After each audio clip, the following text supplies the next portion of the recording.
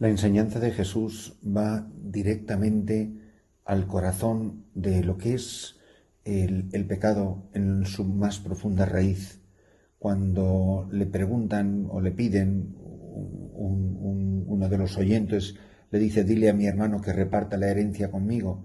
Y le contestó: hombre, ¿quién me ha nombrado árbitro o juez entre vosotros? Y le dijo a la gente: mirad, guardaos de toda clase de codicia, pues aunque uno ande sobrado, su vida no depende de sus bienes. Aquí es importante recordar la enseñanza de la Iglesia, la enseñanza más básica, tradicional, de lo que enseña la Santa Madre Iglesia sobre la estructura del pecado y del origen del pecado. En definitiva, el pecado es rechazar el don de Dios. Dios está presente en nosotros. Él ilumina nuestra mente, mueve nuestra voluntad. Él actúa en nosotros constantemente. Él continuamente nos vivifica y nos hace crecer en la vida cristiana. Toda persona, todo hombre, toda mujer que es dócil a la acción de Dios se realiza, esa expresión tan común que usamos, ¿no? Llega a realizarse. Pero si uno es infiel a los impulsos de la gracia, se frustra el plan de Dios y vivimos frustrados. Por eso, en este sentido, todo pecado, siempre, sea de la naturaleza que sea, todo pecado es un rechazo del don de Dios, es actuar desde mi yo, desde mi egoísmo desordenado, desde mi yo carnal, es negarme, cerrarme explícitamente con palabras o de hecho, es negarme a actuar dejando que las personas divinas vivan en mí, ser dócil a la acción de la presencia del Padre, el Hijo y el Espíritu Santo dentro de mí. Por eso, el pecado siempre será resistencia, es resistencia a la gracia, rechazo del don de Dios Padre que quiere darme la vida. Dios, por ejemplo, quería conceder a una persona la fidelidad en el matrimonio, pero una persona la rechaza porque piensa que está viviendo una situación de cruz en su matrimonio y decide que va a ser feliz en el adulterio, divorciándose y volviéndose a casar. Yo no me fío de Dios, no me creo que me ama, creo que yo sé dónde está mi felicidad. Y entonces esa mujer rechaza la gracia de permanecer fiel a su marido porque piensa que ya no es feliz ahí, rechaza el don de participar de la cruz de Cristo y prefiere vivir en adulterio, rechazando la gracia, viviendo en la utopía, en la ilusión, en la fantasía de que así va a ser feliz. Esto es lo que ocurre con todo pecado. Por eso elijo este, no porque el sexto mandamiento sea más morboso, sino por la relación esponsal que hay en el pecado entre Dios y nosotros. Es la ruptura de una alianza nupcial, la ruptura de una alianza esponsal. Yo no me fío de Jesucristo esposo, no me creo ni que me ama ni que me quiere feliz. Por eso siempre será rechazo de la gracia. Y eso es lo que ocurre con todo pecado. Dios quiere darnos los dones necesarios para santificarnos y nosotros rechazamos su acción en nosotros. Esto es lo que ocurre en el caso concreto del pecado que nos ocupa. Dice: guardaos de toda clase de codicia. Y a lo mejor nunca me he hecho esa pregunta. A lo mejor nunca o casi nunca me he confesado de ese pecado. Pero yo soy una persona avariciosa, soy una persona codiciosa, quiero cada vez más, o sea, quiero cada vez una casa más lujosa, con una piscina más grande y unas vacaciones más divertidas y más ropa en los armarios y más chucherías y tonterías que le compran, inutilidades que le compran los padres a los hijos. Y nos parece que eso es normal, pero en el fondo es expresión de avaricia. La avaricia es un pecado contra el 10º mandamiento, que es el deseo, la apropiación inmoderada de los bienes de la tierra, de los bienes materiales. Quiero cosas que no me pertenecen, quiero cosas que no necesito, quiero cosas que Dios no quiere para mí. Por eso el mandamiento, el 10º mandamiento, lo que prohíbe es el deseo desordenado que nace de esta pasión inmoderada de las riquezas y de su poder. Yo me tengo a raya en eso. Soy consciente del peligro que corre mi alma por querer vivir en un mundo de ricos y en un mundo de poder en el que tener cada vez más y cada vez más, porque eso es lo que define mi identidad. La identidad de tus hijos es con quién van al colegio. La identidad tuya es solamente con decir la dirección de tu casa. Tú con decir en qué calle vives y en qué barrio vives, ya te has definido, te has situado. Es la pasión inmoderada de las riquezas y de poder.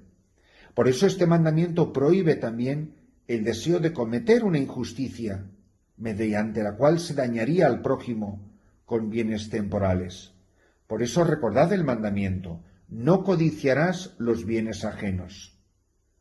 Cuando la ley de Dios nos dice no codiciarás, nos dice, en otras palabras, que apartemos nuestros deseos de todo lo que no nos pertenece, porque la sed del bien del prójimo es inmensa, infinita y jamás saciada. Fijaros, como dice el Antiguo Testamento, el ojo del avaro no se satisface con su suerte. La persona avariciosa nunca le parece que tiene suficiente. Por eso no se quebranta este mandamiento deseando obtener cosas que pertenecen al prójimo, siempre que sean para mi santificación, pero tengo que revisarme muy mucho porque soy una persona herida por el pecado original. Y además, la manera que tiene Jesús en la parábola de recordarnos la inutilidad de ser codiciosos, de ser avariciosos, es la parábola del rico que tuvo una gran cosecha y empezó a echar cálculos. ¿Qué haré? ¿No tengo dónde almacenar tanta cosecha? Haré lo siguiente: derribaré los graneros, construiré otros más grandes, almacenaré allí todo el grano y el resto de mi cosecha. Y entonces me diré a mí mismo: hombre, tienes bienes acumulados para muchos años, túmbate, come, bebe y date buena vida. Pero Dios le dijo: necio, esta noche te van a exigir la vida, lo que has acumulado, ¿de quién será? Así será el que amasa riquezas para sí y no es rico ante Dios. Vinimos a este mundo desnudos nos marchamos de él. Muchas veces pongo, cuando predico de estas cosas, el ejemplo de los faraones o los personajes ricos del antiguo Egipto.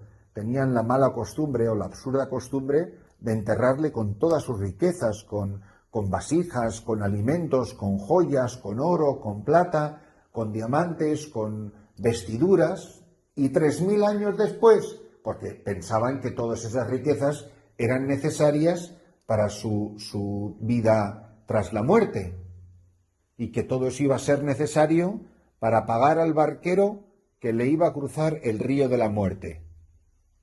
Y resulta que 3000 años después los egiptólogos han encontrado las tumbas, ahí estaban las momias del personaje que se murió hace 3000 años, y ahí estaban todas sus riquezas. Ya me diréis para qué les sirvieron. Yo creo que a los ricos les deberían de enterrar con todo el dinero que dejan en las cuentas de los bancos. Es que sería la cosa más graciosa y más divertida del mundo. Debería de ser un mandato que cuando entierren una persona, que la entierren con todas las papeletas de todos los billetes que deja en la cuenta del banco, para ver para qué le sirve en el cementerio. Y dice: pobre de aquel que deje una cuenta abultada, pobre de aquel que deje una cuenta abultada y no sea rico ante Dios, rico en amor, rico en generosidad, rico en virtudes, rico en humildad, rico en todas las cualidades que deben de adornar la vida de un cristiano. Cuando dice San Pablo ambicionad, fijaros qué bonito, porque es ser codicioso. Dice, pero ambicionad los carismas mejores. Y les habla del amor. Qué maravilla sería si ese fuera nuestra verdadera riqueza, nuestro verdadero tesoro, que hemos amado a Dios con locura y que hemos entregado nuestra vida a pedazos. Me encantaba cuando era sacerdote joven y la repetía muchas veces, me acuerdo cuando rezaba en la capilla del Centro Carismático en Nueva York, siempre repetía esta frase: Señor, que cuando mi vida se acabe, que de mí solo quede ceniza. Qué bonito sería decir, Señor, o como dice el verso de José María Pemán, Señor, ya no tengo nada de cuanto tu amor me diera, todo lo dejé en la arada en tiempo de sementera. Lo que haya dejado en la arada de la vida en este mundo, eso se viene conmigo para el cielo. Y todo lo que ha quedado en la cuenta del banco, todo lo que ha quedado en bienes raíces, todo lo que ha quedado en joyas y en armarios repletos de ropa absurda, todo eso no sirve para nada. Fijaros qué es lo que le llama Jesús hoy al rico. Le llama necio. El rico es un necio, porque es rico en bienes materiales, pero es un andrajoso, es un miserable a los ojos de Dios. Lo que no dice el Evangelio es que se pueda ser rico en graneros y rico a los ojos de Dios.